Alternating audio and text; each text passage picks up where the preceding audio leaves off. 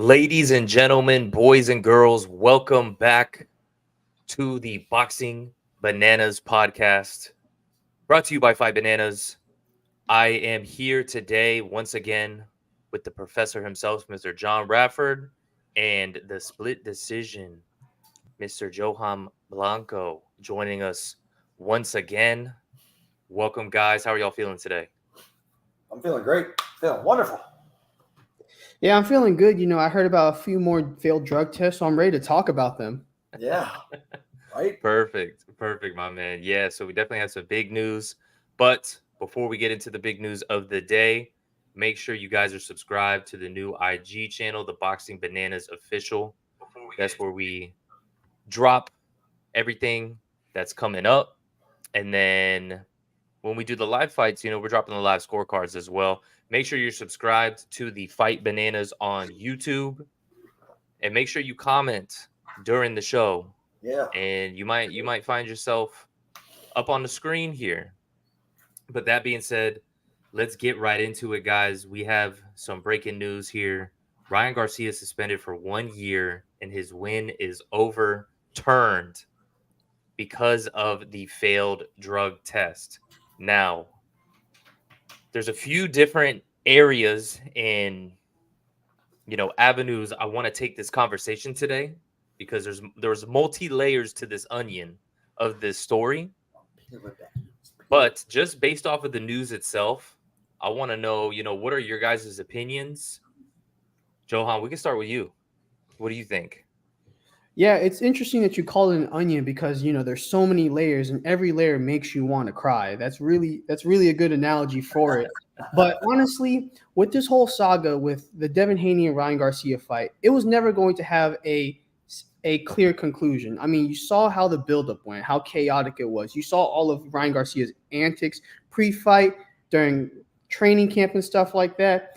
And I thought we were going to get a satisfying conclusion with that fight because, aside from all the drug tests before that all came out, it was a fight of the year contender. I mean, that was a great fight and stuff like that. But again, we were never going to get a satisfying conclusion. I mean, listen, we had Garcia first missed weight before the fight by 3 pounds, taking IVs before to recover, and then he had multiple weigh-ins. So honestly, I don't know what to think of it because at the end of the day, I think the state athletic commission did a good job in, making this decision, overturning the ruling, because I mean, it's not just one failed drug test. It's not just two. We just found out it was like 3 failed drug tests. So with this being said, I mean, it was a clear decision, and honestly, I have no idea. It's such a chaotic kind of chronological of events.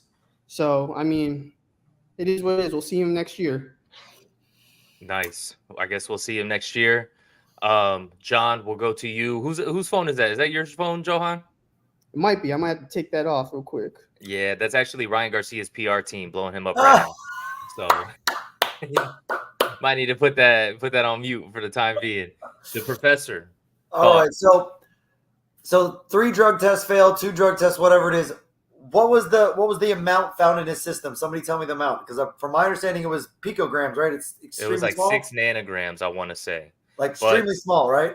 Yeah, very extremely small. I definitely want to, I'm going to dive into that. Okay. But don't let that, stop your train of thought. Go ahead. No, not at all. That actually is part of my train of thought, because in MMA, let's bring the Fight Bananas community together for a second. Yeah. In MMA, they've had way more understanding of tainted supplements and things that happen with fighters and stuff like that. So to me, with that nanogram, with that little pico thing, whatever you want to call it, 0.00006, whatever the hell it is, nonsense that we're talking about here. Yes, it's a failed drug test. Yes, I understand that. I do not advocate for PEDs in any type of situation when it comes to sports. If 2 men are competing against each other, 2 women, whatever, PEDs are terrible. Don't have it in there. Only sport that should have it is baseball, because we love home runs. Let them hit that shit.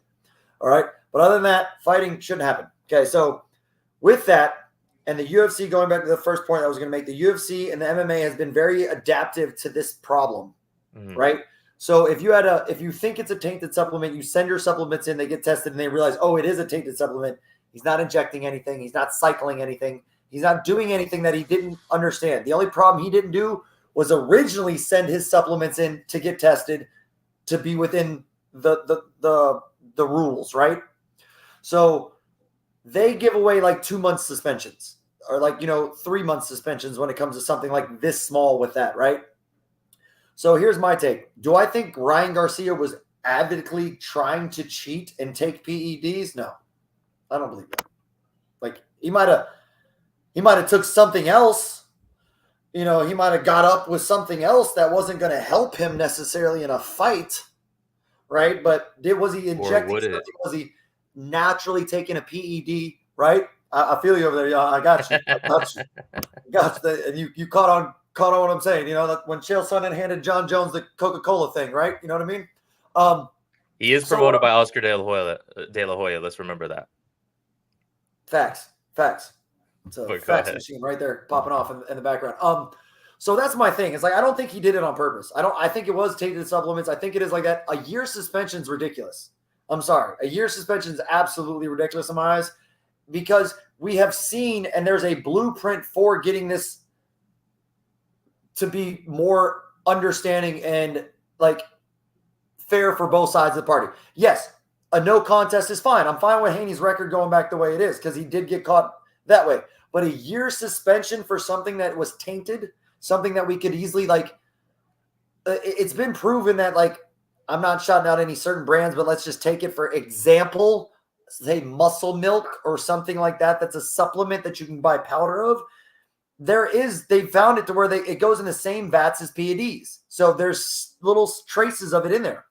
And also they've also learned that I don't know what brands do it, but every once in a while, the brand will honestly drop a little bit in there to make the normal person have a little bit better results. Nothing that's going to. You think the brands are purposely just every once in a while, salt pan a little bit of. I'm not saying any brand, but they're dropping some salt in that bitch somewhere. I don't know. You better put your phone on silent too. Muscle Milk's PR team is about to start hitting you up. I don't mean Muscle Milk. I'm sorry. I drink. I get what you're saying. I get what you're saying. I'm not saying, but other brands, not Muscle Milk. Not Muscle Milk. Other brands that we don't know. They've even said that Fight Bananas is gonna get a cease and desist here. Sorry, Dave.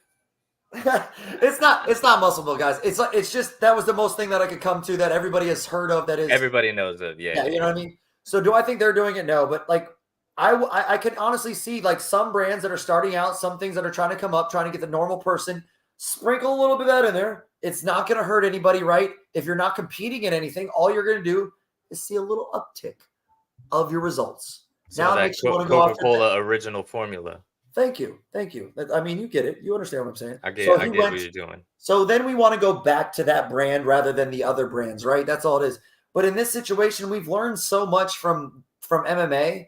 Boxing could take a little bit of hold of that and realize, hey, we can take it easy on the fighter and make sure as long as it's the supplements, we take them. Now we need to put out a new rule set. Look, when you take something, don't just trust the company. Send it away to the private company to get tested. Make sure there's nothing in it. If there is, we'll send the results back to the company that is it, and they need to send you a new batch, something that's clean. And it happens. Many UFC fighters send their stuff away. Khalil Roundtree said, hey, it was my fault. You know what I mean? When he just got hit for it, he goes, I should have sent the stuff away. I didn't send it away, and it's my fault. I'll take 2 months. And that's what happened. Boxing can learn from that. You're putting a year on a fighter that's in a sport where they don't fight very often as it is. So it's 2 fights a year, maybe 3 fights a year at the most. Maybe a lot of times it's 1 fight a year, right? Yeah. It just seems too much of a layoff for a one person that only fights once a year or twice a year. You're cutting out essentially a whole year's salary. You're cutting out a lot of different things, and it doesn't do anything for the sport besides kind of make it where one guy kind of lost. Do I think that Devin Haney's loss really did Ryan Garcia's failed drug test really play a factor in Devin Haney's fight? The thing that really played a factor was missing the weight by 3.5 pounds. That played the factor, guys. It wasn't the picogram of Ryan Garcia taking a PED. It was the fact that he decided, hey, screw you. I'm going to come in 3.5 pounds over. I don't have to drain myself. And now I'm going to go ahead and do that. So to me, until we get a definitive answer, things like that. I know they made a ruling. The ruling is the ruling, but until we get a definitive answer of what exactly is going on, which we may never. That's just how I look at it. Take a little tick from MMA, and let's make this process better. Let's make it better for the fighters and better for everybody, especially the fans, because now we got. I mean, don't get me wrong, we love talking about this stuff, but now the fans are just upset about certain things. You got one guy being this way, one guy being that way, but overall, I don't think it really mattered at all. I don't think he was cycling something. It just doesn't sound to me like Ryan Garcia was cycling PEDs to make himself better. To me, it was the fact that he missed weight that helped him out more than anything than the actual PED scandal. No, most definitely. I get what you're saying. Yeah, man, it's just one of those things. I definitely want to break all of that stuff down, and we'll get into it. First, let me get to some comments that we have. Fight Banana's own Chris J. Allegedly tainted. Garcia's team didn't seem to push hard enough for testing on the supplements, in my opinion. They accepted the suspension too easily if he didn't intentionally juice. Garcia, also cheated on the scale, intentionally not making weight. Well, that was a shoot. Good point. Definitely want to touch up on that. We got BV Mills. He retired. Allegedly. Don't talk about him no more. He's retired. Don't talk about him. Allegedly. When you see, I'm retiring, that reminds me of Conor McGregor in 2016. Thanks for the cheese. How many times did you see him retire? I think we'll definitely see Ryan Garcia back. Oh, yeah. And then we got Bro McDaniel. The beer Ryan chugged at the weigh-in was laced with Osterine. There you go. Hey, possibly. We got to the bottom of it. The alleged beer. The alleged beer, yeah. So, yeah, you know what I mean? He officially is suspended. And I'm going to share my screen right here. We have Devin Haney is now back to an undefeated fighter. And you can see Ryan Garcia's fight is now officially declared a no contest. A lot of the times we see no contest if it's some sort of an injury or that happens in the ring, something like that, like when Bernard Hopkins versus Chad Dawson in like 2012.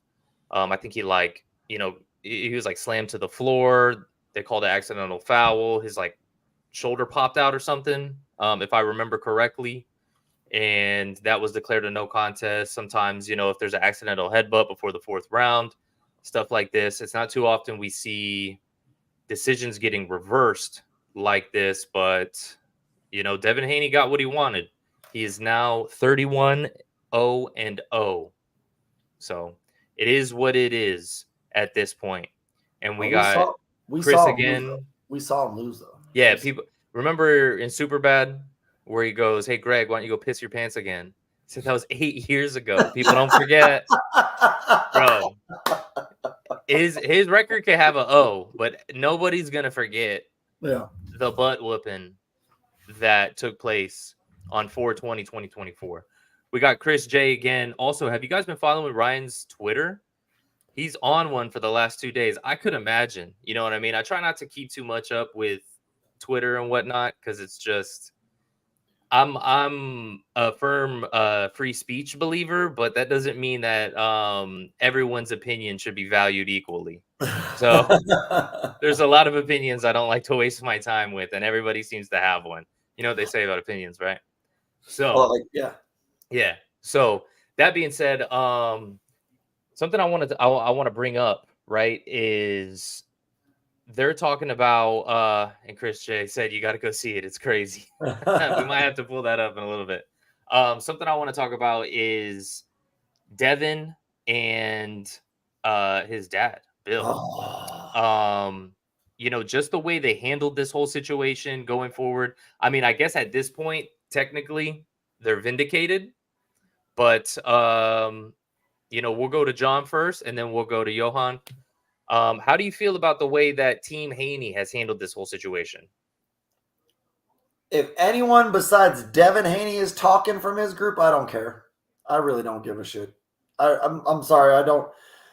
These let the fighters talk. Let the fighter talk. Nobody else is punching people besides the fighter.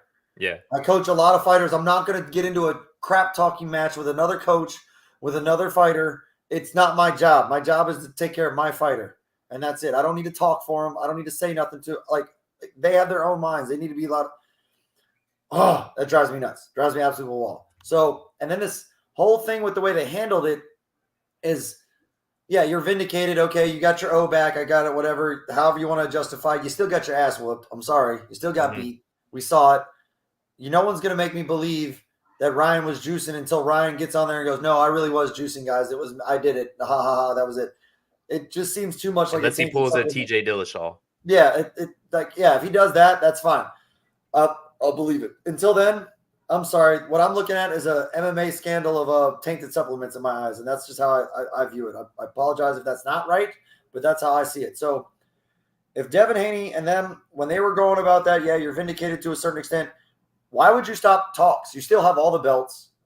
He couldn't make the belts. You still have the belts. Why would all of a sudden you want to put a pause on talks of other fights, hold up a division, do all this, say nonsense, do all that to stop things just to wait to see when this comes out? What if this didn't come out for another 2 weeks, 3 weeks, right?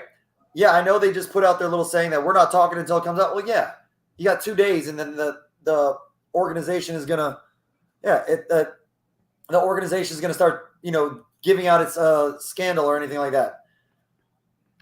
It just doesn't make sense. You're being a crybaby. Get over it, right? It's a sport of boxing. We box and let Devin Haney talk. Stop talking for him. Just let the fighter talk. That just drives me up a wall. So that's my thought on that. But, Johan. Yeah, I definitely think that I didn't mind Devin Haney addressing it because, he was the one in the fight. Mm-hmm. But Bill Haney literally He's the one that got his ass whooped. Yeah, exactly. He's the one who got his ass whooped, his face swollen, looking like a balloon.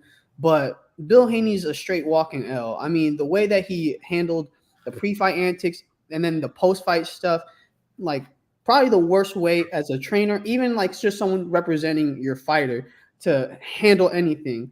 Taking an L against Floyd Mayweather on live, that was embarrassing. Like, come on, man. You just – you can't get into no sparring battle with Floyd. What you doing? Trying to go at freaking Bernard Hopkins. Bernard Hopkins is one of the best trash talkers. Don't even try it. And then like you've been trying to talk to him about or talk about the business side until like this news comes out. Like, come on, bro. You already have a fight with Sandor Martin already lined up. What are you talking about, man? You need to stop talking. I think the problem wasn't Devin Haney because obviously I think emotionally and kind of mentally, he's kind of a wreck because, he just suffered his first loss and then all this information is coming out. So, and then and ESPN and stuff is trying to invite him on for interviews talking about this stuff. And obviously he's trying to speak his mind. So I understand that because, he's the one who got dealt this punishment and he's the one who has to deal with all this failed drug test. But Bill Haney, what are you talking to former boxers for, man? You're not even in the ring, bro. You're not even in the ring. Let Devin Haney deal with that. But honestly, like I think it's going to be hard for Devin Haney because I understand like it's going to be hard. He's coming off his first loss. He's going to need to recover. But like kind of saying everything that comes to your mind is probably not the best idea right now, especially for Bill. Bill sounds like he's freaking Kanye West right now. He sounds more like Ryan Garcia than anything. Yeah, we got Ro McDaniel again. Bill Haney is a crook. You tell him, Ro. Christopher J chiming in again. We all know historically in boxing, the most talk comes from the teams rather than the boxers. I agree with the professor. If it isn't the boxers talking, who cares? Yeah, man. I'm with you guys on this one. Bill, like you said, Johan, Bill is a walking L at the moment. Man, it's getting to the point where it is embarrassing. It's kind of cringe at times. And then you see it would be if there was a even ratio of Devin talking to Bill talking, that would be fine. But at this point, Devin's not a kid anymore. Devin's a grown man. He's a grown up. And now we see Bill is doing all the talking for him. He's got his daddy doing all the talking for him. So like you said, I agree. I think it is a walking L. My thoughts on this whole Devin Haney situation is right now, Devin Haney has shown that he's the biggest dork in boxing. By far, he is the biggest dork. If you look, even if you look at his Instagram before the before the decision got overturned, he took away all of his posts. And now, are you guys still able to hear me? Yeah, you're good. You're just frozen as a look, but you're in a great position. I think the pose was great. There we go. My back. There we go. That's Devin Haney's PR team. That's Bill Haney coming in right now and messing up with my internet connection, bro. Dude, they're on it, man. I'm telling you. But all right, so let me get into a few points here. A couple points is Devin Haney is undefeated currently, right? But there's an argument that he should be 30-2, not 31-0. There's even an argument that he should be 29-3. We heard rumors from Regis Prograis that when he was doing those fights in Mexico that he lost a fight, and Bill had paid for that fight to be wiped clean from the record. Essentially, hey, don't submit this decision, right? Now, when I'll ask you, Professor, when you go to some of these, local events, like, I don't want to say they're not underground boxing, but it's, sanctioned boxing, but, there's not that many people there, things of that nature.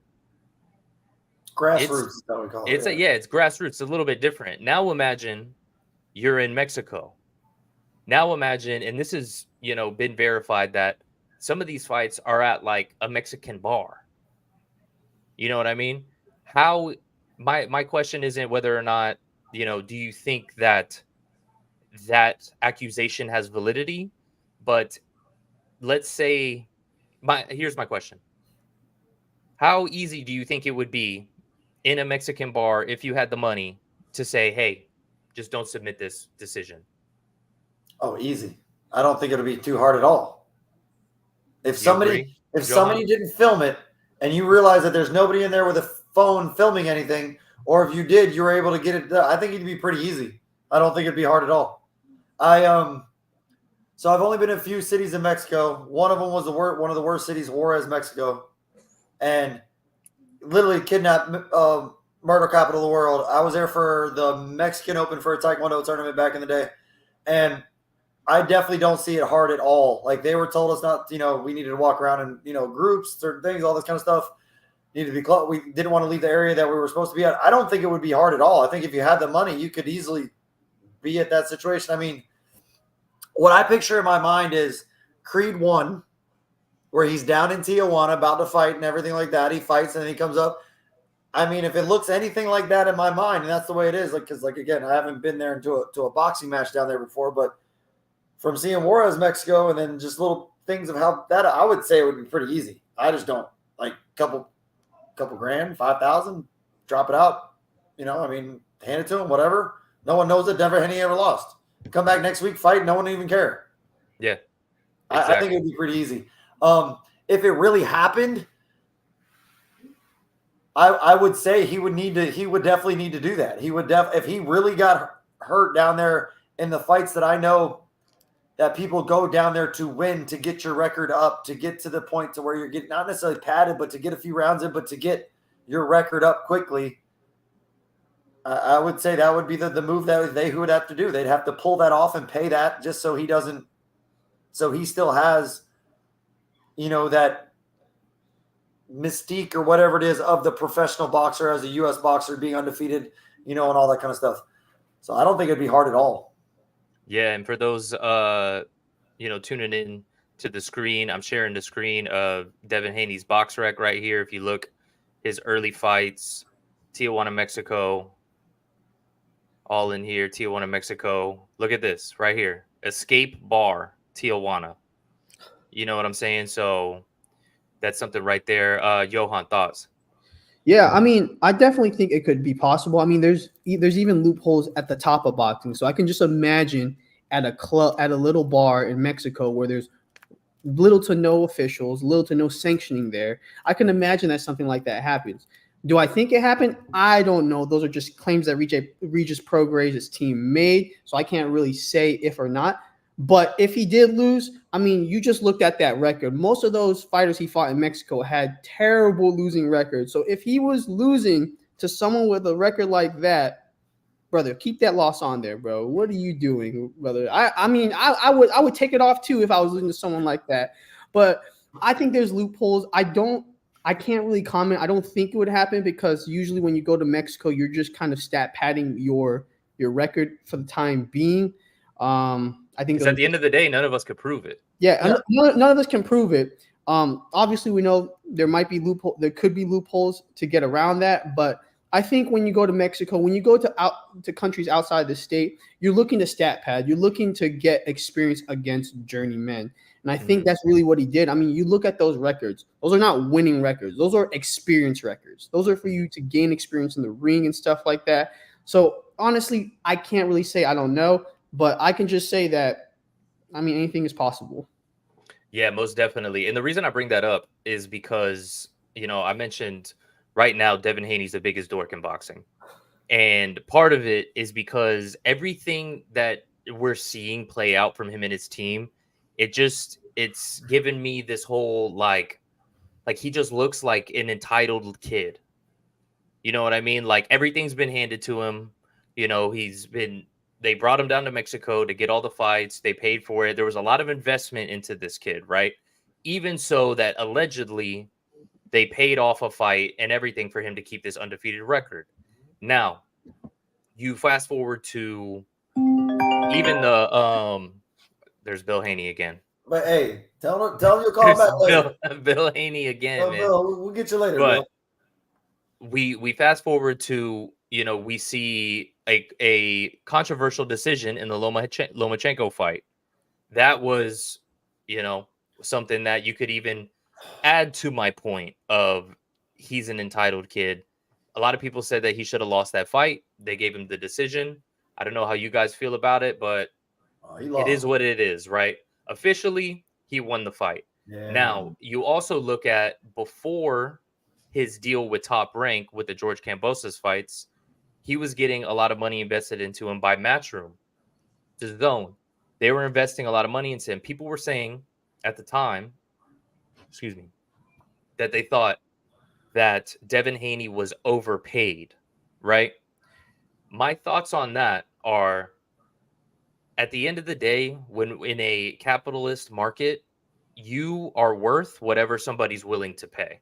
Yes. So is he overpaid? Technically, no. Because if someone's willing to pay it, then you're not overpaid, right? Now, can somebody say, hey, I don't really think he's worth that? And are they making an investment into the kid? That's a little bit more of a fair point, right? Mm-hmm. Now, I'm going somewhere with this. Okay. He then signs the 3-fight deal so he could fight Kambosos, then has a rematch clause with Kambosos, and then has to fight Lomachenko afterwards. And everyone at the time I saw all over boxing, oh, Devin Haney, I can't believe they're doing this to him. They're making him take short money. That was a term. They're making him take the short money for this fight. Now, I actually applauded Devin Haney for doing that because that was the smart move. Unlike what we were talking about last week with Shakur, how he should have done a similar move. He had the chance to be undisputed, but didn't do it because he overpriced himself. Now we saw Devin Haney make that move and then fight out those fights. Okay, so he took the short money, allegedly. Then he has the fight with Regis Prograis. He has the fight with Ryan Garcia where he makes a ton of money. And now we get to this news of, before this news dropped about the suspension, Bill Haney and Devin saying, we're not going to negotiate any fights until, we have this overturned.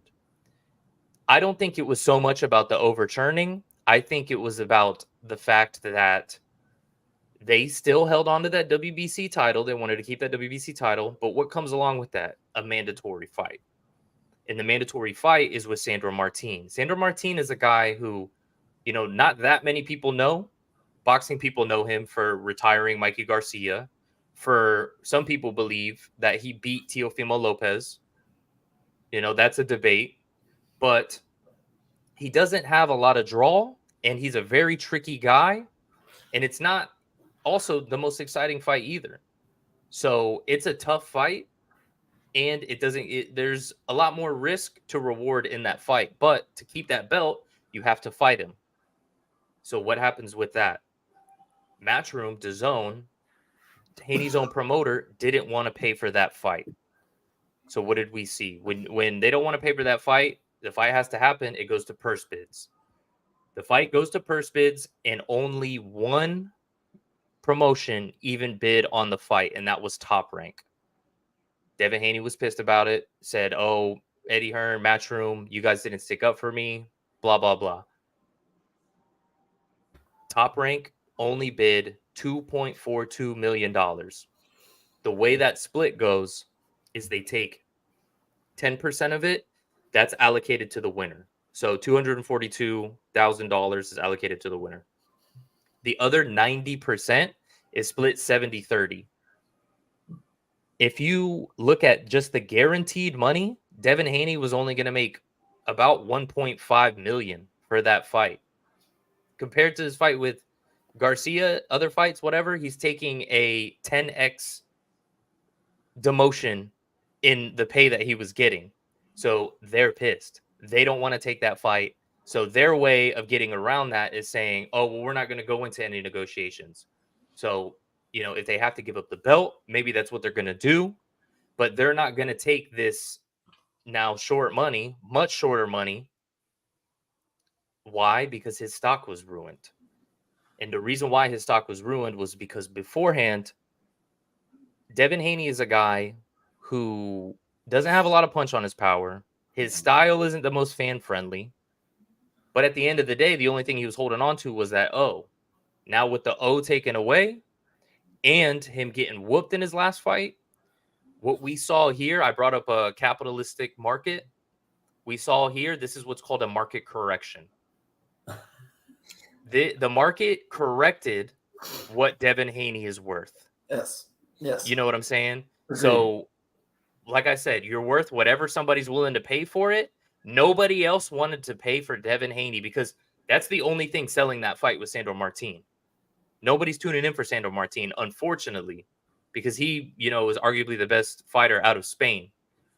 But nobody's paying for that. They're paying for Devin Haney. So with only Devin Haney on the main event, we saw what he's worth. And Team Haney doesn't like that at all. That's why they're pissed. They're saying, we don't want to fight, blah, blah, blah. We'll take our time, this and that. Yeah, and that's what we're seeing. We got Roe McDaniel. That's a reasonable bid. Sandor Martin is no Ryan Garcia or Gervonta David. Haney just thinks he's entitled and is above the promotions that signed his sorry self. He's a crook. Yeah, I mean, that's pretty much what I was just, I agree with you, Ro. That's essentially what I was just saying. They think that they're worth all of this after the whooping they got, after, not having the most exciting fights, not the most fan-friendly style, losing the O. They got it back, but everybody knows, people don't forget. This is what we see. I got a question. I got a question for both of you about this, because this is kind of going to tell me exactly how much he's worth. Is there a fight out there that actually interests you with him in it? Any fight, something that you would get up for, that you really want to see? Because I'm going to tell you my answer right away. No, there's not one person I give a damn about him fighting. It just doesn't bother. I don't get excited for him to fight. It just doesn't, it doesn't. So is there somebody out there that you think is, oh, that would be a great fight? That'd be a great matchup. That would be this. I don't have one. What about you guys? Johan. I mean, I only have one in mind, and that's Teofimo Lopez, but I think that's more with the trash talk they've had, the past history they've had before, rather than the fight itself. I think I just want to see that animosity get concluded in the ring more than anything. And it's funny that you brought up the market correction. In reality, in the real world, that's called a reality check. When you lose, your stock goes down. That's how everything goes. So start market goes, that's how everything goes. And the funny thing about that situation is that Top Rank bid on that because Sandor Martin is their guy. Yeah. You know what I mean? He signed with Top Rank. So they pretty much put that bid because Sandor Martin is their guy. And it kind of shows you like how much value Devin Haney has, because obviously he doesn't have an exciting style. He fights all 12 rounds, majority of his fights. And right now he's even in. I don't even think he's not even with Matchroom. He just kind of has a good relationship with Eddie Hearn. So the fact that Eddie Hearn, who he has a good relationship with, is not even considering bidding on him, and said that it wasn't a fight they were interested in putting on their promotion. That Because they're just not going to make any money off of it. yeah. So like it shows you a lot. And I mean, yeah, like besides the Teofimo Lopez fight, there's really nothing that interests me because even though he's undefeated, we all know what happened. And that aura of having no defeats is what made people more excited for these matchups. I mean, that's the reality of things. You know, as boxing purists, we're probably going to want to see him fight the best of the best. But if you want casuals to come, that aura is gone. So no one's going to want to see him fight like a Liam Paro or Subriel Matias and stuff like that. Because, I mean, we just saw you get your ass beat by Ryan Garcia. No matter what the decision is, the overturning and stuff, we saw you get knocked down 3 separate times with the same exact shot. No one's going to want to see you fight again. I agree 100%. Yeah, I agree with you, Johan. I think it is a reality check, and his stock greatly decreased. I think his stock decreased after the Lomachenko fight too. I heard a lot of people saying, "Man, I never want to see this kid fight again." That was terrible. Some people were even saying, and which happens all the time. We saw it in 2012. Also, like, I'm never watching boxing again after this, and it definitely was a little stain on the sport for a second there. Yeah. So people already saw Haney as a guy who shouldn't be an undefeated fighter. He then goes and fights Prograis, wins that WBC title. So then it's like, okay, well, now he's got something apart from that, which that fight didn't sell very many pay-per-views either. The numbers for that were terrible. But now this is a fight that you can't even argue. Like in the Lomachenko fight, you could at least be like, well, Devin Haney was landing a lot more body shots, blah blah blah. There's an argument to be made that Devin Haney won the fight, right? No, I'm just biased. I got you. I don't think so. Yeah. But somebody can, yes, come absolutely. on the podcast, argue their points. I'll hear them out. You know what I mean? We could go back, score the fight, something like that. You know what I mean? With this, nah, you can't do it, man. You can't do it. Yeah. So. Christopher J, I hope Saudis buy all the promotions. I love the sport of boxing, but I hate the boxing business. LOL. We agree with you, man. We were talking about that before. I hope they buy up the promotions. We need somebody who, because boxing is just so full of money and it's corrupted by money, we need somebody who really doesn't care about the money and just wants to see the good fights. We also mentioned that, they should probably scoop up that Ring Magazine and the Ring Magazine title, because that's the only one that actually ranks the fighters that are in all the other organizations, because all of those are corrupt too. I can't sit here and tell you which one's better than which, because they're all corrupt in their own ways.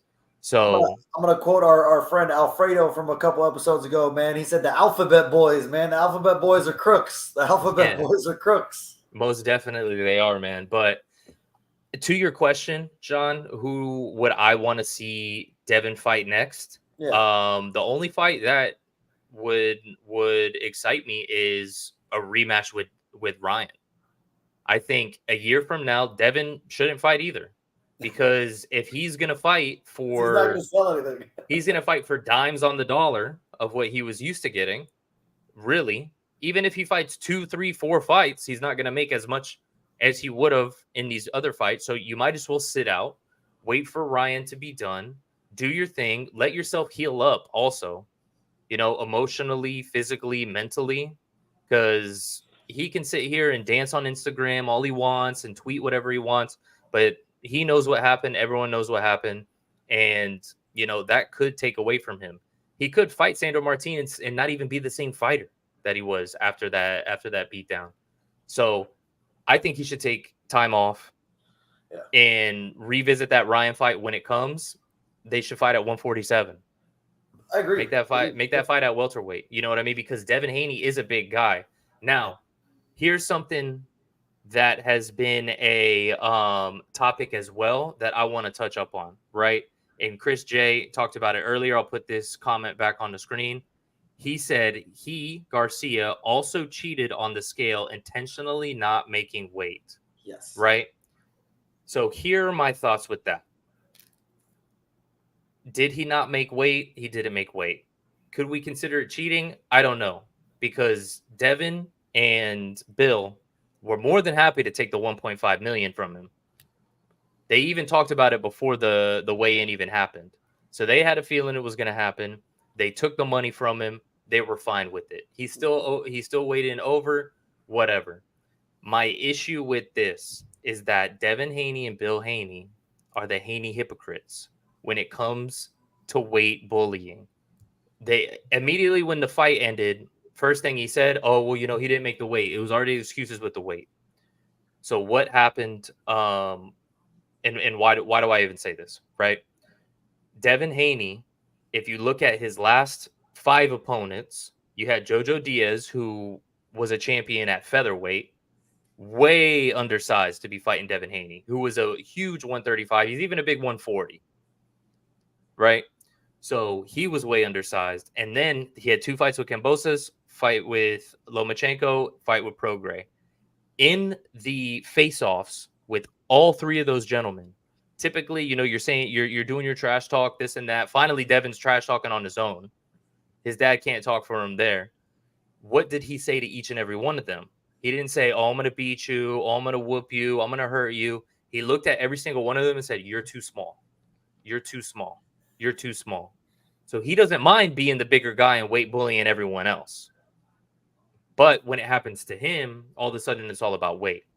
Now, if I'm going to argue my own point, I'm going to say,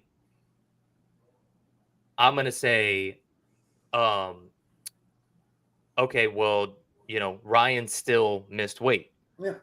He still missed weight. That's it at the end of the day. But listen to this. Devin Haney against Regis Prograis cheated with weight. How did he do that? Oh, he weighed in at the normal weight. With the WBC and the California State Athletic Commission, they have a rule that you are not allowed the day after to rehydrate more than 15% of your weigh-in weight. At 140, let me throw this on the screen real quick. Inside the squared circle with King Judah. Nobody cares about weight, you moron. He's being sued for juicing. Yes. Hey, well, we're gonna get to that, King Judah. So, and Ryan doesn't mind juicing. So go ahead and keep that to yourself for a second. We're gonna get to that. We're gonna get to that. But this is what I'm talking about, right? And then of course, non-BLK commentators are talking about weight and PE, not PEDs. Go watch the WWE.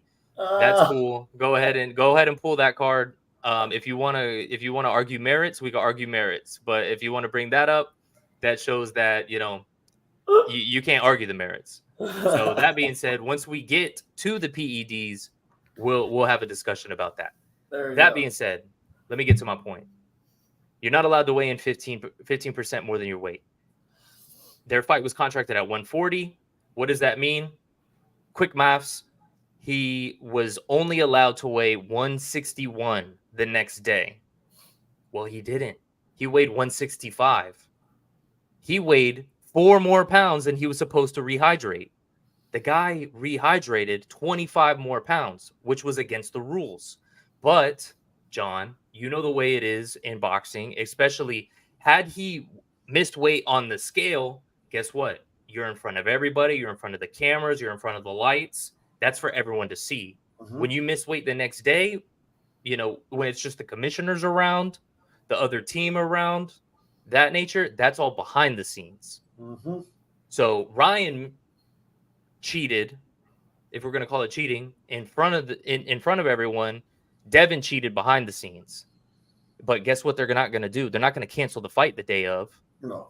Because he rehydrated a little too much.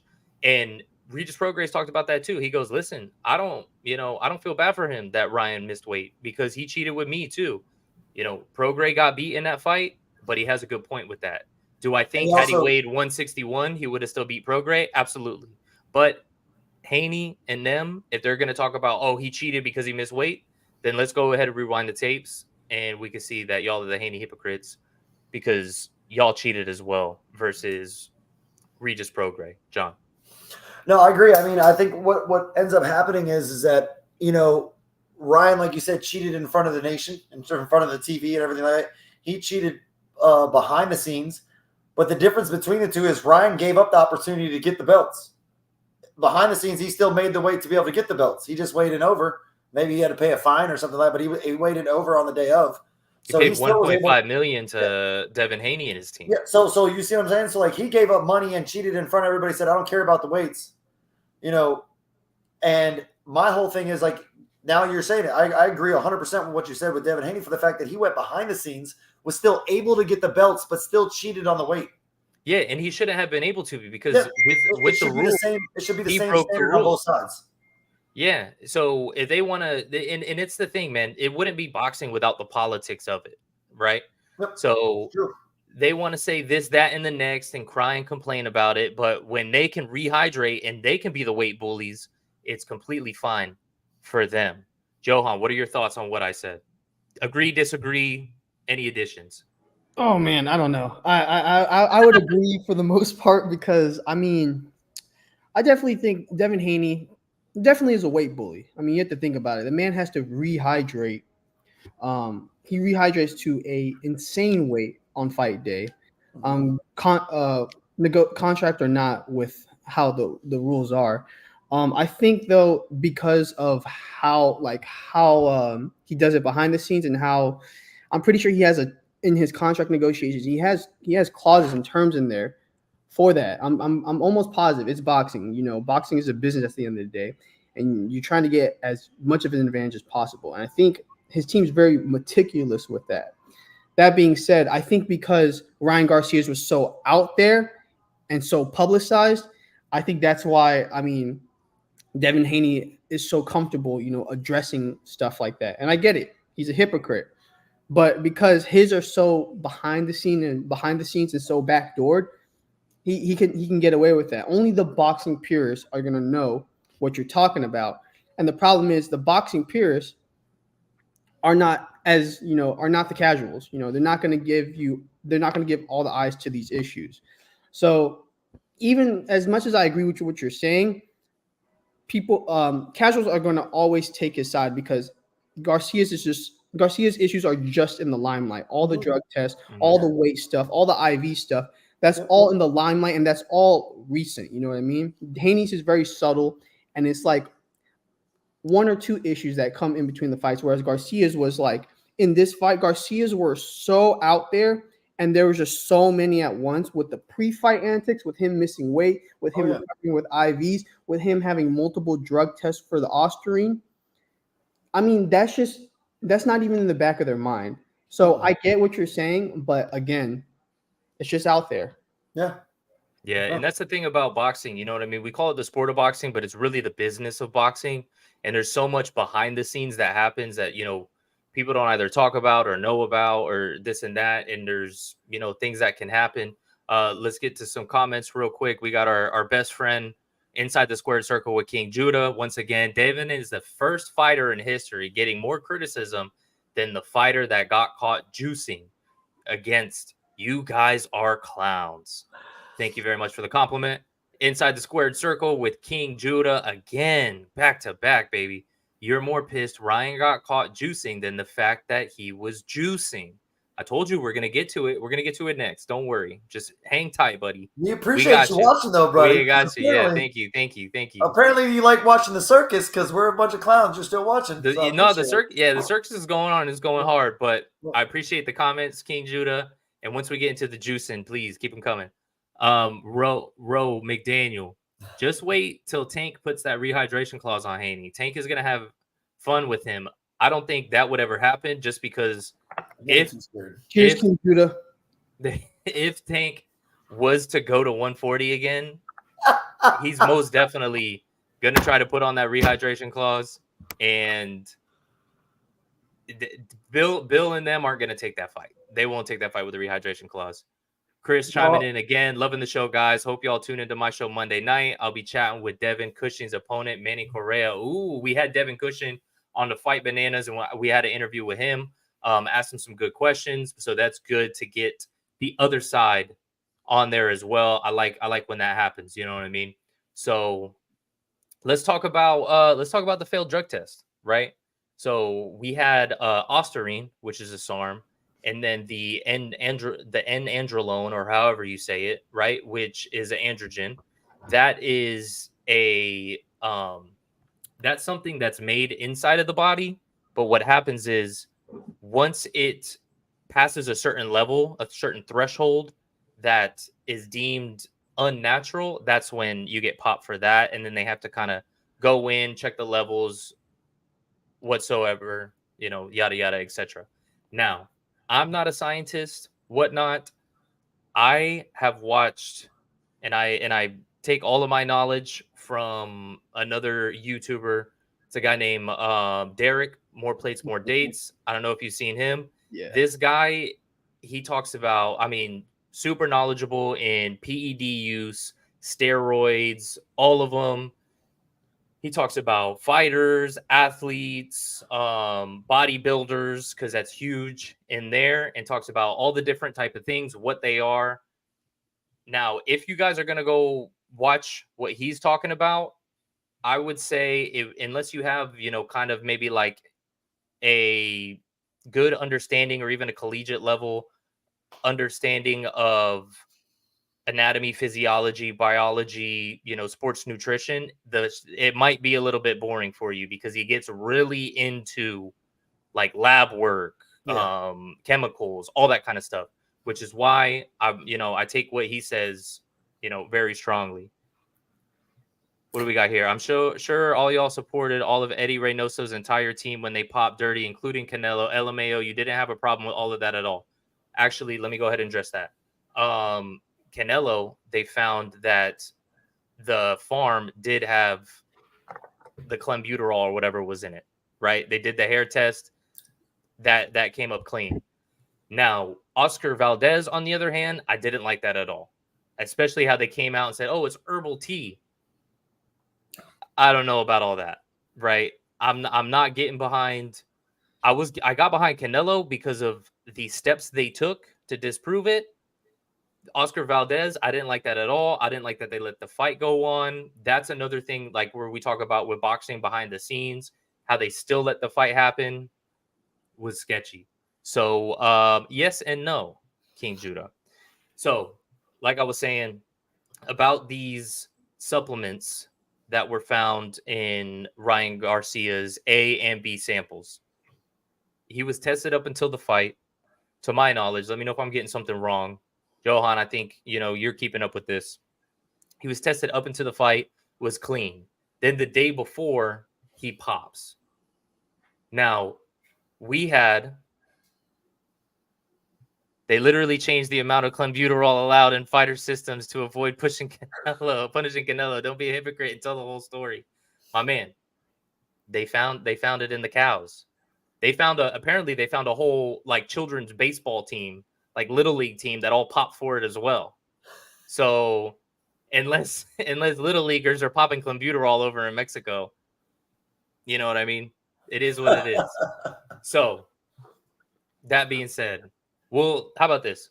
We'll hold off on the comments for a second, keep them going, but until I get my train of thought going through, because my man King Judah's throwing me off a little bit with the clenbuterol. But he popped the day before, and he popped for ostarine and then the other androgen as well. From what I'm seeing from experts, they're saying if you're going to take those, and if somebody's going to advise you to take those specific drugs, they wouldn't have you, like, if you're going to take anything, you wouldn't take those. And the reason being is because the window of time where you can pop for and how easily you can pop for. This guy described that if even a coach who had an IQ level that resembled a room temperature, so being around like 77, 74, 72, something like that. Super smart guy. Yeah, super smart guy. You would not advise your fighter to be taking those because of how easy it is to get popped on those. Even the other one, the androgen, for that, they said that even like the least sensitive test can pop that. These are super sensitive tests, right? We're picking up nanograms, stuff like that. Now, at the end of the day, he popped the day before, and it was with Bill Haney and all of their team. They're saying, Oh, well, it was 60 times over the allotted amount. Well, when you hear that, damn, that sounds like a lot. Oh my God, he really must have been juicing. 60 times the allotted amount, he had 6 nanograms. In order for you to have any benefit from ostarine, an adult man would have to have taken, and it would have to be much before the night before. Had you taken the night before, it doesn't really help you. He would have had to have popped beforehand, and he would have had to at least taken 10 milligrams. So we're talking 1,000th, 10 milligrams, and had that in his system.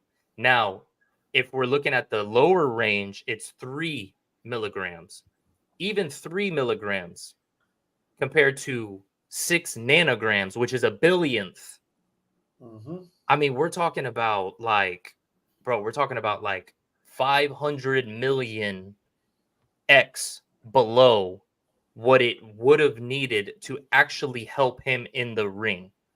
So my point with all of this is everyone's saying, especially Team Haney, oh, he was an enhanced fighter. He was an enhanced fighter. No, you got guys that had taken EPO, things of that. Those are enhanced fighters. Yes. Yes. When you look at what was actually in the lab results, did he pop? Yes. We can get into whether or not we think it was a tainted supplement, where it came from. Did it give him a benefit in the fight? No. He was not enhanced in any way, but it was over the allotted amount. Johan, thoughts, disagreements, agreements, any additions? What are your thoughts on that? Yeah, so I'm gonna play devil's advocate. Please, Just because please go ahead. we got to do that. Now We need somebody on King Judah's side. Ryan was Roy raging so much he attacked the Illuminati and said they were assaulting kids. Since the roids wore off, that's not he Roy hasn't rage. mentioned the Illuminati or the kids since. Stop the cap. Actually, he has. And I That's mean, not, that wasn't roid rage. That's not yeah, not roid rage. That's not roid rage. Not I'm sorry, to go what he down a was doing rabbit wasn't hole, roid rage. but yeah, not to go down a rabbit hole, but you know, King Jeffrey Judah. Epstein, all of that. Cheers, Like my boy. That's real. I You know love what you, I mean? Johan. I love you, Johan. So Cheers, my boy. Johan, you and King Judah, go ahead. All right, King Judah, it's me and you right now, baby. So listen, to play devil's advocate, I get the measurements, but it was also up to Ryan Garcia's team. Even if there's not a sanctioning person to test the supplements, it was up to them ultimately to go find a team to test all their supplements, especially like you said, it's something that could pop very easily. You have to test your supplements to make sure that something like that can be detected, so that way it doesn't cost you anything. Because I mean, to put it in like common sense terms, or to put it in simple terms, ostarine pretty much blocks androgen receptors to build muscle. That's what it does. You know what I mean? And so to people who are not very scientific, they can look at the photos from his fight against Gervonta Davis and Devin Haney, and they can be like, oh, that ostarine right there is doing wonders for him. That's just from a blind eye. A blind eye can say that. So I think even with the measurements, I think it was the responsibility of his team professionally just to go and test his supplements, because again, boxing is a sport that is not forgiving. The business of the sport is also not forgiving, and you failing a drug test, no matter if you were proven, let's say like his second drug test came back negative, that first positive drug test is going to put a black eye on his reputation, just because no matter what, people are going to say you're an abuser, you're a PED user, no matter what. So it's going to put a stain. Even if you get found innocent, which in this case, apparently he was found guilty. It is what it is. In the case of like King Judah was talking about with the Canelo situation, even though he was found innocent of not knowingly taking clenbuterol, now we have a prime example right here. Exactly. And like, that's the thing, you know what I mean, is no matter what, he should have done his due diligence, because no matter what, you're going to be in the public eye. You're in the public eye, and everybody's going to see that. And no matter what results come afterwards, that first test, that first positive pop, everybody's going to think about that. King Judah, look at him. He's still thinking about something that happened in 2017. Think about that. That happened in 2017, not looking at the research that happened in the following years, in the following months. You know that what was I mean? 8 years ago. Exactly. People don't forget. People don't forget. So that's in the devil's advocate's eyes. That's the thing. They should have done their due diligence to test all these supplements, because you know how much scrutiny you're going to be in the next, not only in the next coming months, but pretty much for the rest of your career. Mm-hmm. Yeah, most definitely. Before I get to you, John, something that you brought up earlier, John, in really the correct term for it is there's case studies on this. In boxing, not so much, because there's only these tests when they decide to do the tests. There's a lot of gray area in boxing where you can do this, you can get away with things. Now, in the UFC specifically, they had USADA come in. And there was so many case studies where before, at first, they were suspending people. You have Sean O'Malley. Sean O'Malley is somebody who nobody really thinks of, hey, this guy was a PED user, etc. He served a 2-year ban over a tainted supplement.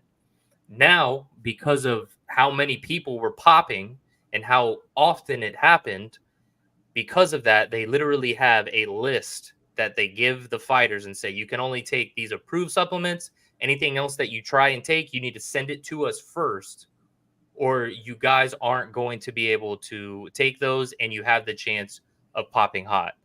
And even if they do pop hot, before they were, announcing it, fights would get called off. Now they have to keep it under wraps because Nate Diaz got popped for something. Nate Diaz is a clean fighter for what everybody, is in agreement with. Now we also have the point of, okay, well, Ryan went into the ring even though he had this in his system. Well, what about in New Year's of 2019 or 2018, whatever it was, when John Jones popped? They knew he had it in his system, but they came to the conclusion that it wasn't, something that he had just taken, even though it was something he took before. They made up this whole thing about the pulsing or whatever. There's a debate on whether or not that was legit, but the conclusion was the trace amounts that it was would have no benefit and no performance enhancing benefit. Therefore, we will allow the fight to continue and allow the fight to go on. So they allowed him to go into the ring and beat the shit out of Alexander Gustafsson. Yeah. In the rematch. Quick, fast, and yeah, hurry. Yeah. But with this, he had trace amounts in his system that had no benefit based off of science. But you know what I'm saying? We're gonna go ahead and take away the win and whatnot. Real quick before I get to you, John, you guys would be singing a different tune if Devin died in that ring, but since he got the shit beat out of him, and possibly ruined as a fighter, no harm done, right? GTFO. No, because if he died in there, that would be terrible. We wouldn't be saying that. And he got the shit beat out of him because wasn't a good enough fighter. That day, yeah. He wasn't good enough to beat Ryan. Ryan he was just better. That day, and that was it. The amount that he had wasn't a performance enhancing amount. So whether he popped for 20 different steroids, if they were under that threshold where there was no performance enhancing benefit, then they didn't do anything. So if, you want to continue on with this, he popped and he was juicing and this and that, that's fine. But the science is on my side on this one. It's on our side on this one. And, if you want a spot on Bill Haney's team, in their PR team, they've been hitting up Johan all night. Go ahead and make sure you contact him to get his number. And then John Jones popped and he was criticized, not the opponent he popped dirty against. That's privilege is for Devin only. Well, John popped because he popped several times. The first time he got away with it because he said, "Oh, well, it was gas station boner pills and blah blah blah," which is something that when fighters know they pop for something, they find something else to blame it on that they could say, "Oh, well, this had that in it too." And he was like, "Well, it was because I come out before saying I did coke." John has been popped repeatedly. The first time everyone gave him a break, but then he popped again and again, and then tried to say, "Oh, well, the steroids aren't what kicked you in the head, DC." But everybody knows when you're in there and you have that clarity, you have that performance, you can think different, you could do all sorts of things different. It definitely helped him in the fight, and it at least helped him, secure that finish, I believe.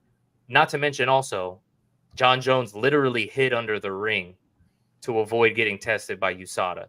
So it's a whole different thing with John Jones. People gave him the benefit of the doubt the first time, but they got a saying in Texas: "Fool me once, shame on you." John.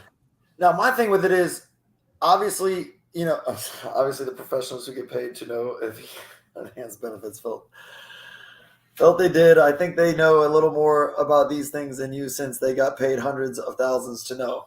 I mean, they could. Hold on a second. What do you say? Obviously, the professionals who get paid to know if he had enhanced benefits felt they did. He got punched in the head, bro.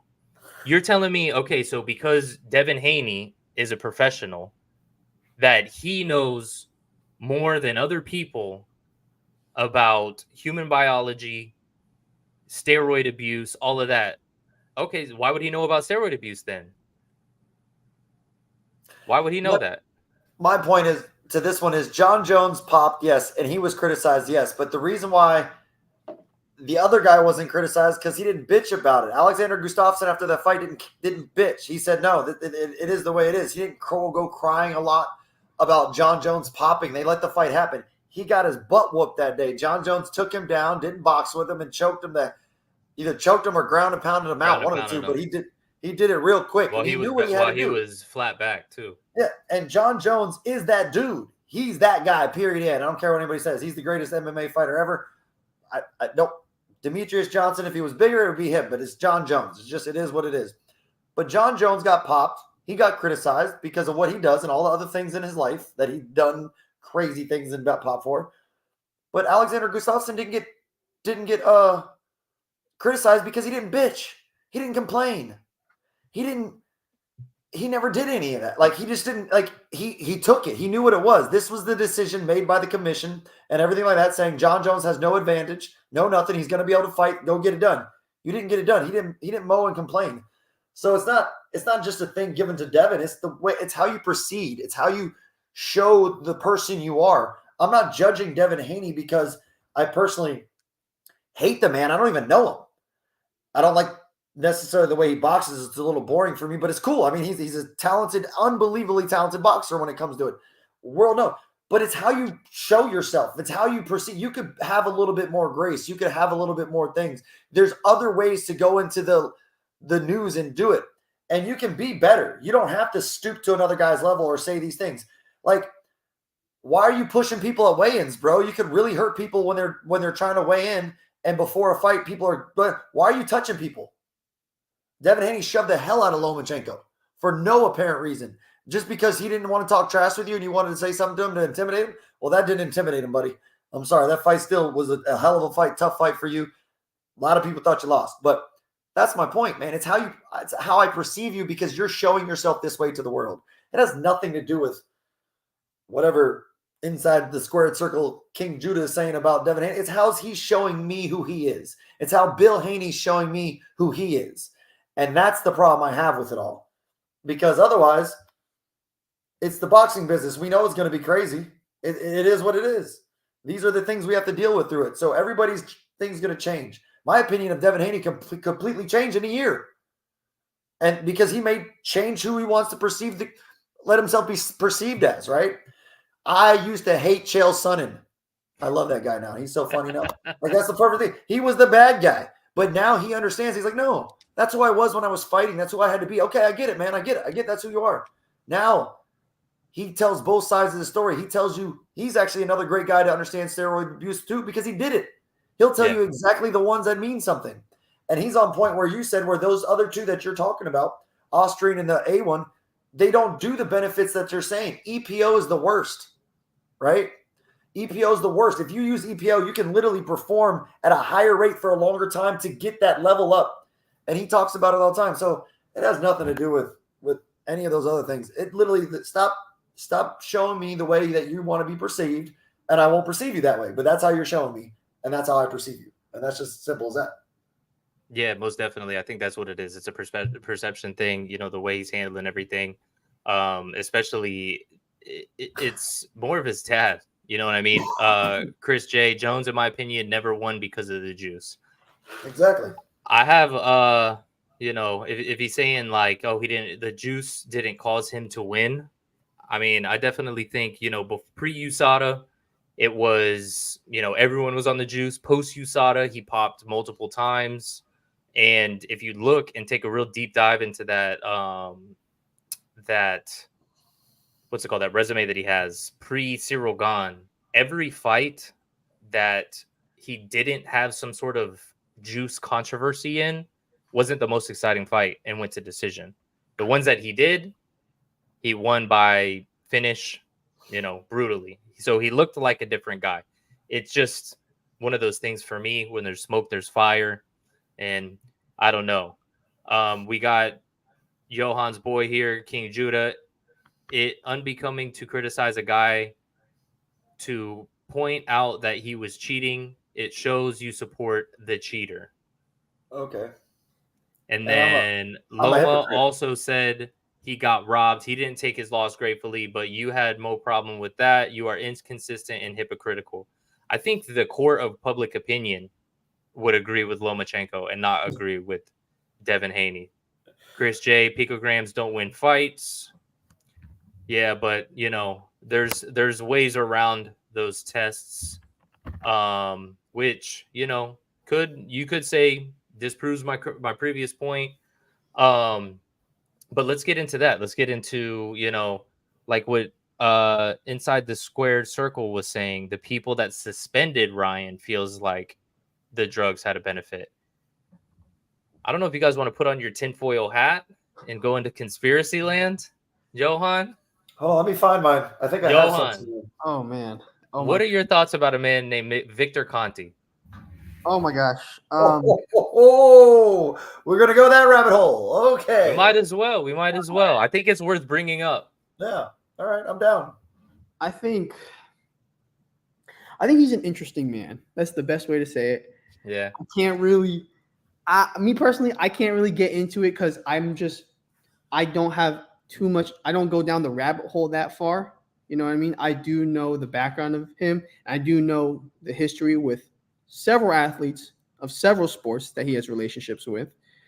I think that, I think that he has a very tight relationship with the sport of boxing. That's the best way to say it. He has a very tight. Yes, he entered the chat, and I'm about to exit it. But he has a very tight relationship with the sport of boxing, and not only the boxers, but promoters themselves. So that being said, I have no opinion. Johan's gonna plead the fifth on that. Listen, man, I don't fault any fighters that have relationship with Victor Conti because it's up to the fighters to make a living on themselves. You know what I mean? Ro chiming in, shit's getting real now. It's up to the fighters to secure the bag. So if somebody's throwing the bag at you, take it. So I don't blame the fighters for having a relationship with Victor Conti. But the thing that when we go down the rabbit hole, if we want to take the red pill and follow the rabbit hole, Victor Conti is a guy who is involved in the sport of boxing, but many would say has no business being involved in the sport of boxing. We talked about earlier how there's a lot of gray area that, these substances can actually be abused in the sport of boxing. So now, when you bring in a guy like Victor Conti, who went to literal prison for conspiracy to distribute anabolic steroids and money laundering. And then he probably should have went for longer than he did, but he only didn't because he snitched on everybody. He snitched on everyone, right? And then on top of that, we got Fawn. Snack is a That's all I'm PED saying. itself. That's all I'm saying. Like it's. Let me break this down for people who don't know. They're like, okay, what's going on with this Victor Conti guy? Victor Conti was involved with a lot of performance-enhancing drugs back in the late 90s, early 2000s. He got caught. He went to jail, snitched on everybody, then went on basically a PR tour, still snitched on everybody else when nobody even asked him questions about it. It would be like, oh, hey, what'd you eat for lunch today? Shane Mosley was put in, EPO, and I showed him how to do it. Like, that's the type of snitching this guy was doing. Anyways, my point with him is he used to have a company called Balco, Bay Area Labs and Co. This was the one that, was tied to Barry Bonds, all these other people, allegedly, with Barry Bonds.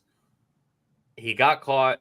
He was distributing steroids. He even he had a partner in a lab who even created something that they called Clear, that was like a untraceable performance enhancing drug. Like you couldn't trace it because he had the guy in the lab, and then he had connections to the people that were doing the drug tests. So he knew beforehand, he had like the inside data.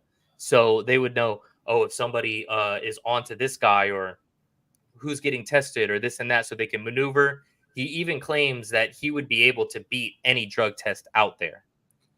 I say that because, to my point, this is a guy that many think, and myself included, should have no business in boxing.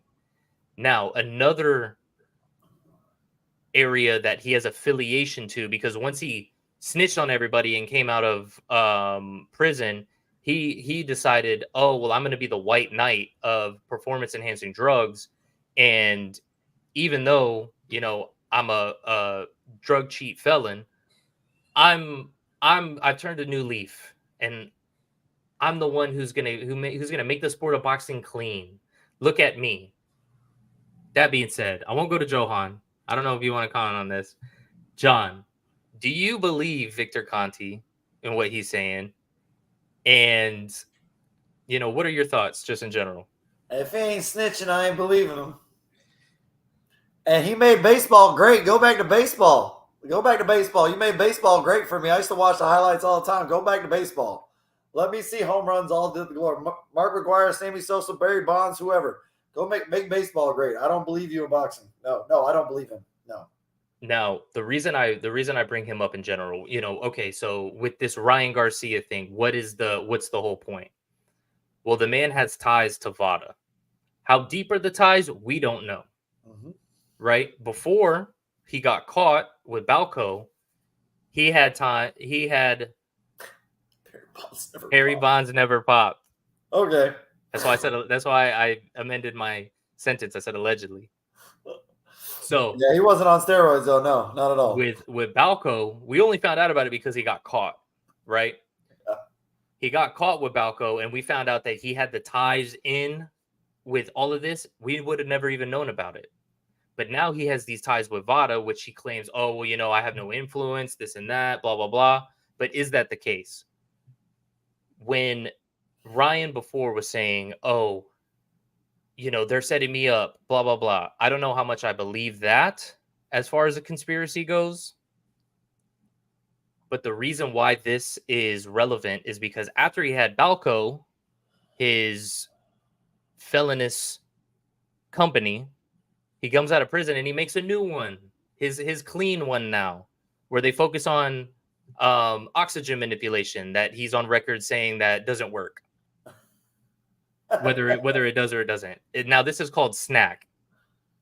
Our boy Fawn said Snack is a PED itself.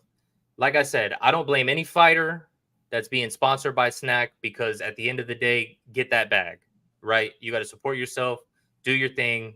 I'm not saying Snack is any sort of PEDs or anything either, right? But who does Snack sponsor? Who's one of their sponsored athletes? Mr. Devin Haney himself. So, could there be a world where there's some sort of fishiness going on where a guy who has ties to the drug testing, there he goes, put on the tinfoil hat. The guy who has ties to the drug testing sponsors the athlete who gets beat by the guy who gets popped. And it's very fishy circumstances on when it gets popped. I don't know. Just throwing it out there for thoughts. Gentlemen. Well, Agreements, disagreements, additions. We do live in a matrix, right? So I believe you, bro. It could happen for sure. 100%. Listen, I definitely think that something like that could happen. And if you, again, I'm always going to bring it back to Ryan Garcia's antics. You know what I mean? The comments that he was making, the stuff that he was saying before the fight, exposing a lot of industries, not just boxing, for a lot of stuff. There could be an agenda. But my tinfoil hat is in Orlando. I'm in Tallahassee right now, so I can't go pick it up right now. But this is all speculation. There you go. There you go. He left his tinfoil hat back in the O. He's over there in Tallahassee right now. Ro, let's not go off on Snack. My boy Bud is in there. That's what I'm saying. Listen, I'm not saying anything against the fighters themselves. You know what I'm saying? Go get that bag, right? I believe wholeheartedly Terrence Crawford's a clean athlete. I don't think there's anything fishy about him. He's got the skills. He's doing his thing. But when a Snack athlete gets beat by somebody who's super controversial, there may be something there. When we talk about what happened with Ryan to bring everything together, I feel like this is... Hold on a second. Now y'all saying Ryan's Messiah saying here to stop the Illuminati. I didn't never say that. I never said that. Oh, that was you, Johan. You said that just now. You said that, Johan. I think he did. I did say that, and I was supporting you, so I'm not gonna lie. I was supporting you, so. And then you alone now. King Sukuna. Devin's career is in the dirt. No, everything else is irrelevant. So that's what we're saying too, man. I do have a question, if I could bring it up to the round table.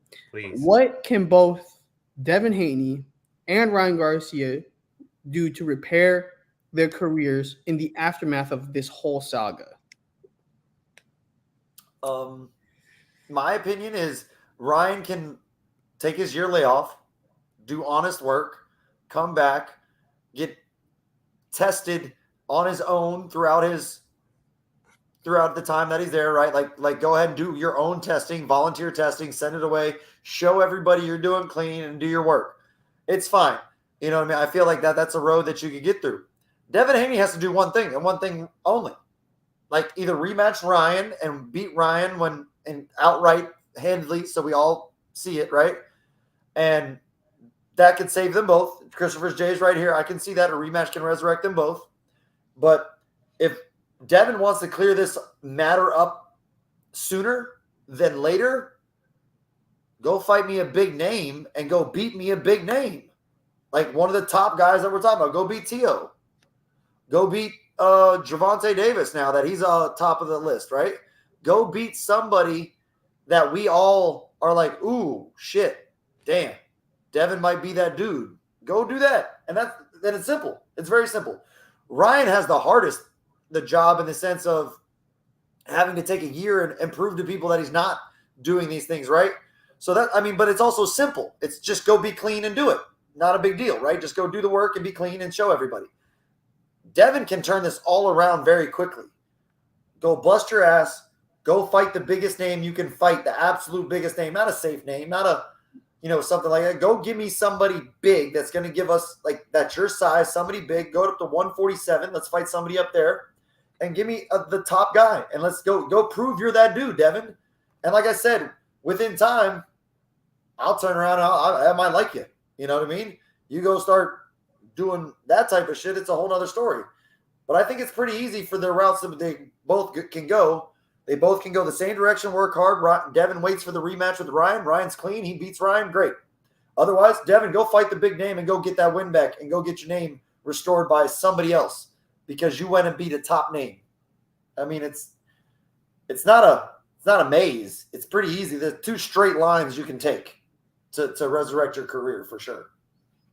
Yeah, definitely. I mean, I think those are good points. King Sukuna says no need for a rematch. Now, I wholeheartedly agreed with this after the fight, but now that they took the win away from Ryan, go get it back. Devin said he wants the rematch. Okay, let's go ahead and let's get this fight in a year's time. That'll kind of let the dust settle on all of this, and then we can go ahead and revisit it. I think the fight is going to be even bigger than the first one. In a year's time, they fight at 147 pounds. And I don't want to hear nothing from Devin and his team talking about, oh, we're not going to fight 147. They already missed the rehydration and whatnot. So another one from King Sukuna. Devin can't turn this around. He's done for. And I kind of agree with that other than the rematch because Keith Thurman had said, and he had warned before this fight, when they were even floating his name around, they thought that he was damaged goods and that if they were going to make a move to 147, that might be the fight to do. Devin Haney said, Keith Thurman said about Devin Haney that Devin Haney doesn't have the power to keep bigger guys off of him. And once he goes in there with a guy who can throw back, he's going to get hurt. And that's exactly what we saw with the Ryan Garcia fight. He doesn't have the power. Before when he's fighting the smaller guys, he has a good reach and he's able to utilize that well because he's a very skilled boxer. But nobody's ever afraid of his punching power. So he doesn't have that. And then when you get a guy who isn't and just is like, all right, you can't bully me, you can't get away from me, and I'm gonna hit you. We saw what happened with that. And to your point, John, I don't know that any of these other fights don't fall under the umbrella of what Keith Thurman was saying. You fight Teofimo's gonna crack the hell out of you. You know what I mean? You fight, let's say Matias goes back, rematches Paro, beats him. You're not beating Matias. I don't even know that it's a big fight now that Matias lost. Paro's not a big fight. You definitely don't want to fight Isaac Cruz, even though he is a smaller guy. He can crack like hell. Ask Rolly Romero. You know what I mean? He's over here. Happy Easter. Happy Easter, everybody. But you get what I'm saying. There's no, and then especially even if he makes up a move to 147, that's going to be even worse for him. Right now, I don't know that there's a big name at 147 because he's facing 2 issues. One, he's not going to win any big fights against big punchers, which 140 and 147 are riddled with the big punchers that are going to make those big fights. And then if you don't fight a big puncher, you have to fight somebody who, isn't a big fight. And then now you're in the position you're in now with the Sandor Martin fight, where you don't have any market power anymore. The market correction has happened. The reality check has set in. You got your O back, but at what cost? Several $1 million. I'm going to get to some of these comments here. Rowe, McDaniel, Haney needs to fight Connor Ben or Boots. If he somehow possibly beats any one of those, he will get his stock up and his career will slowly come out of the dirt. Absolutely. I agree with you. I don't think he should fight either of those guys because, to my last point, those guys are both punchers. They will clean Devin Haney.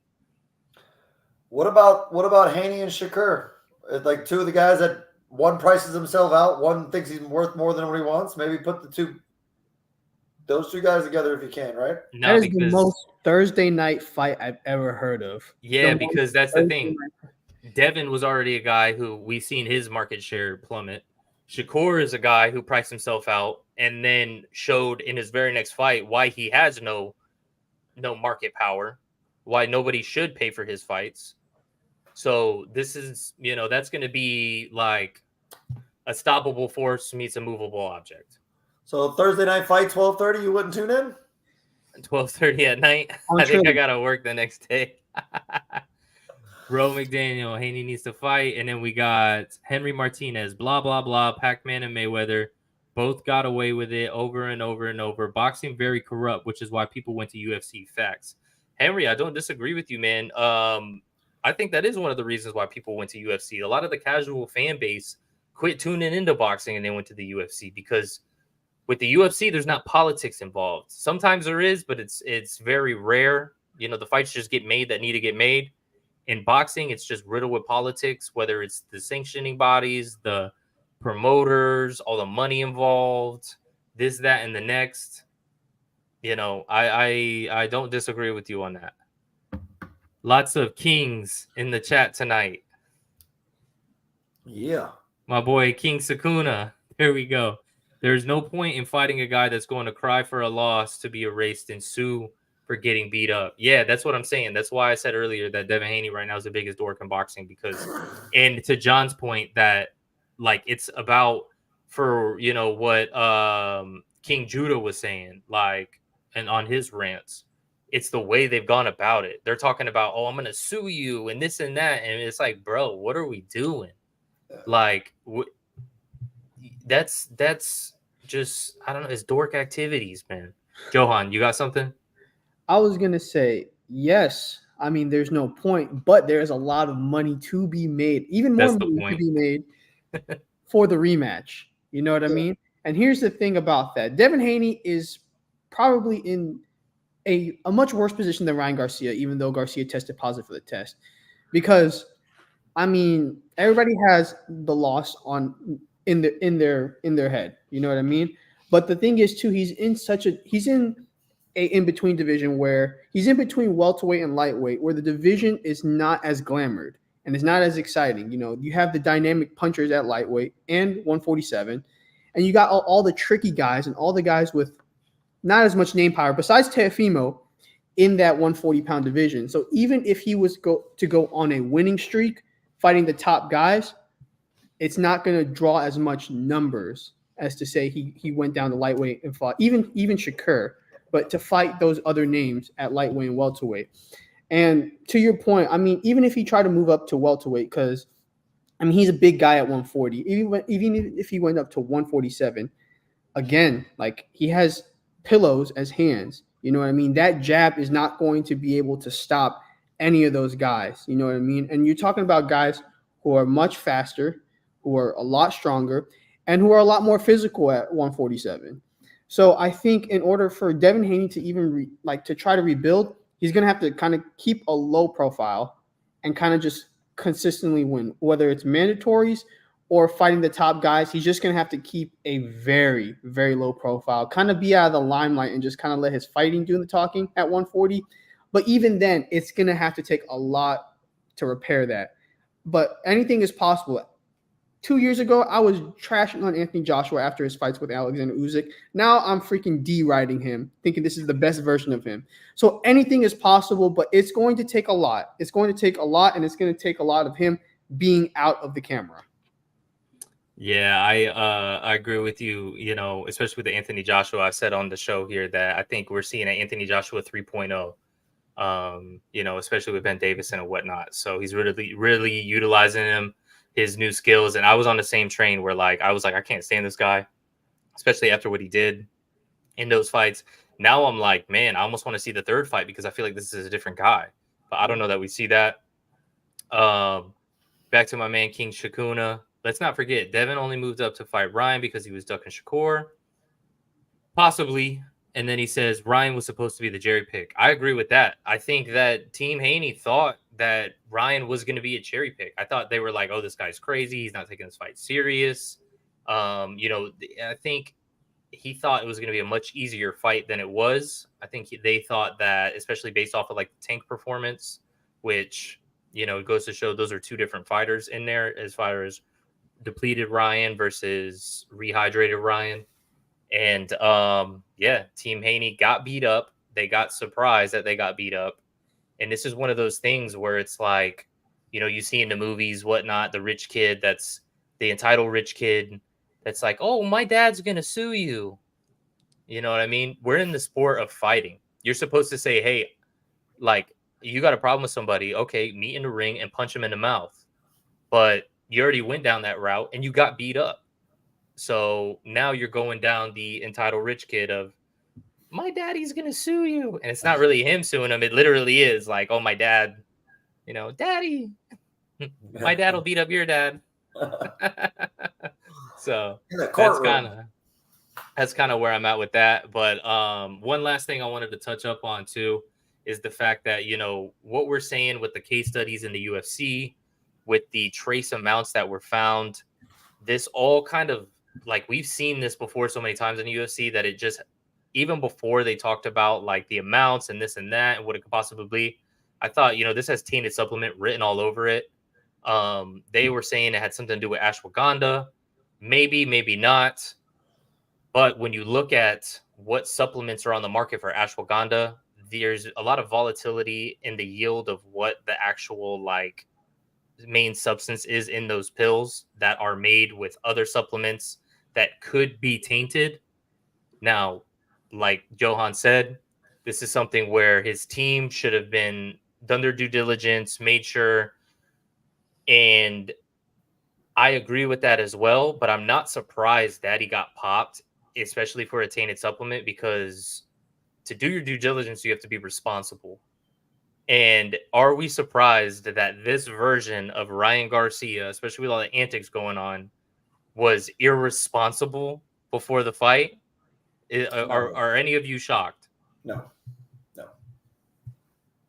Not at all. So that being said, let's say, if we agree that this is probably a tainted supplement and he wasn't an enhanced fighter, despite what King Judah says, if he wasn't an enhanced fighter, then my question to you guys is the punishment of taking his win away and suspending him for a year, when you see other guys, like John Jones going in the ring, Conor Benn is now allowed to fight, things of that nature, right? After they, exonerated him and whatnot.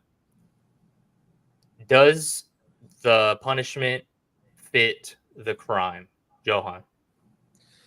Oh man, I think so, and I'm gonna be honest. I think so because it wasn't. I don't think it was just the drug test. I think it was just everything leading up to the fight as well. Him missing weight, him taking the IVs.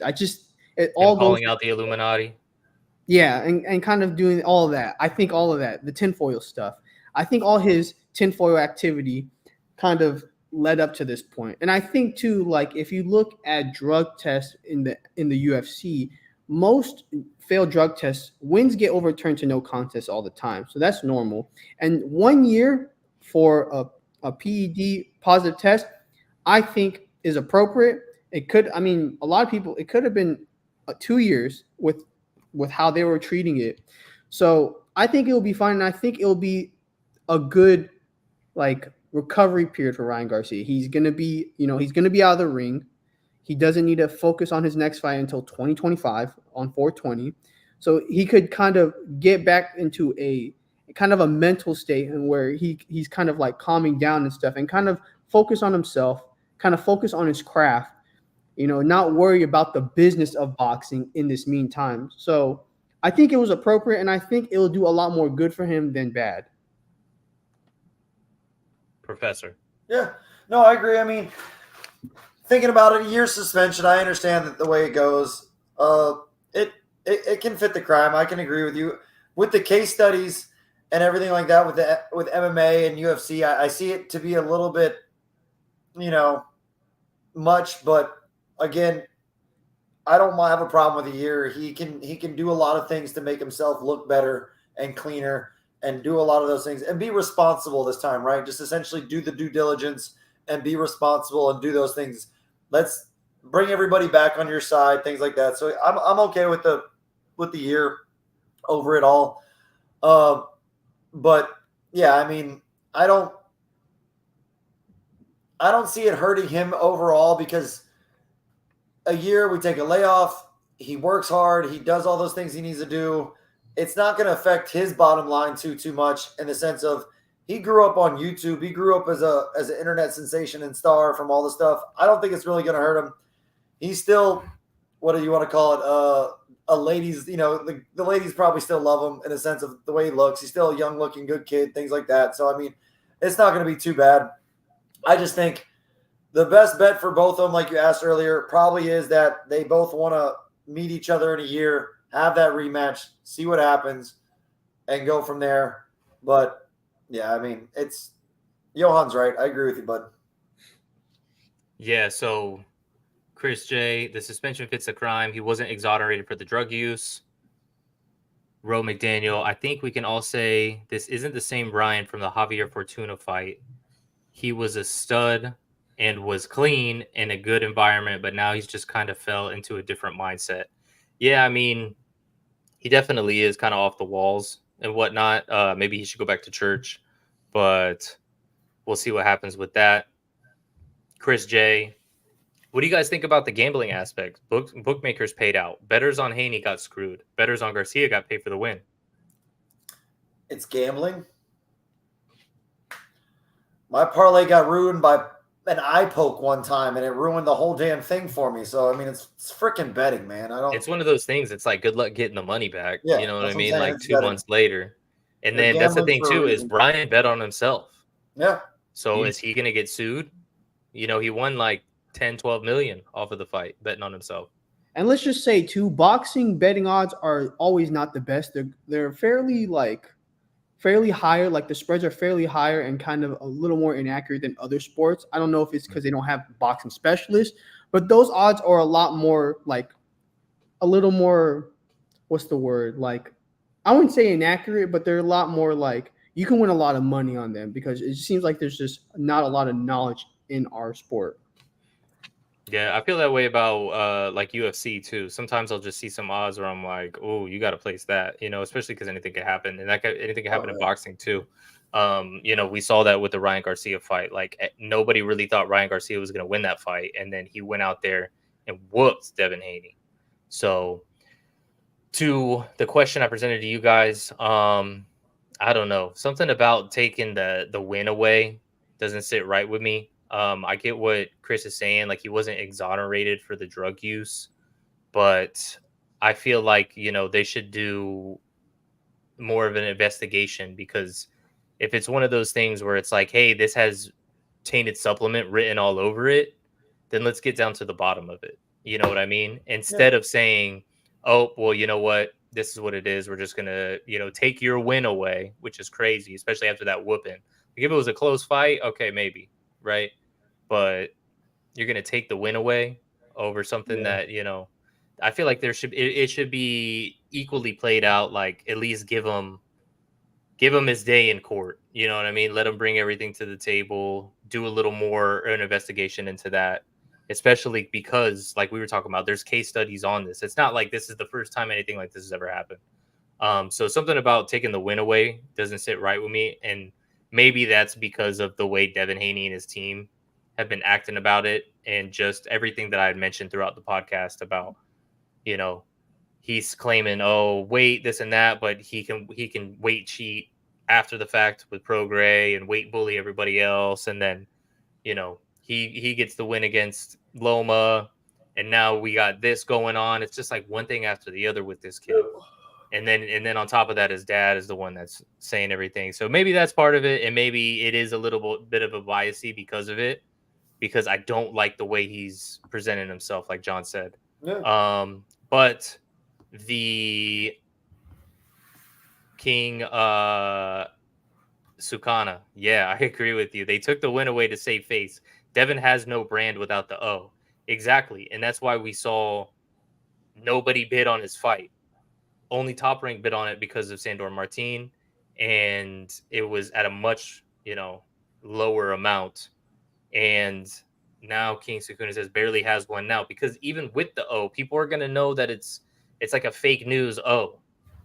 People already thought that after the Loma fight, but now certainly it's, that box rec is fake news. We got Chris J. He had a chance to have his day in court, but his team didn't push back. They laid down and accepted the consequences. I don't know if I necessarily agree with that. I saw that they were submitting things, this and that. But who knows? You know what I mean?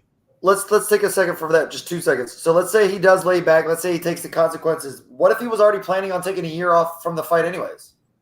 You never know. Like, Yeah. we just talked about how fighters take long layoffs, right? Like, especially in boxing. He did say he was retired. Yeah, but I feel like he certainly wouldn't want his win taken away. No, I get that. But I mean, like, he could be like, you know what? They saw me win.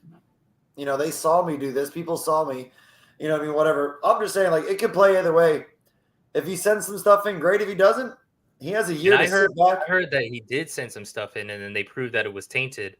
And then they were trying to say that, oh, no, he, tainted it himself and stuff like that. So I don't know I don't know what to believe with that, but we're going to see much more from this soap opera of, daytime TV thing that we're watching here in this news. It'll play out a little bit farther for us in the next month, I'm sure.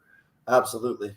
So, yeah, I think I don't think the story ends here. No, not at all. That's what I got to say. But, I guess that concludes today's episode. Unless you guys got anything else, any final thoughts? Go ahead. Not a final thoughts, but I'm going to give a shout out to one of our sponsors for Fight Bananas because they sent us some cool gear. HKA USA got a pair of boxing gloves today. They sent us a little big package, so thank you very much. I used them today. They were awesome. So nice. Check out HKA USA for us. It's on the fight.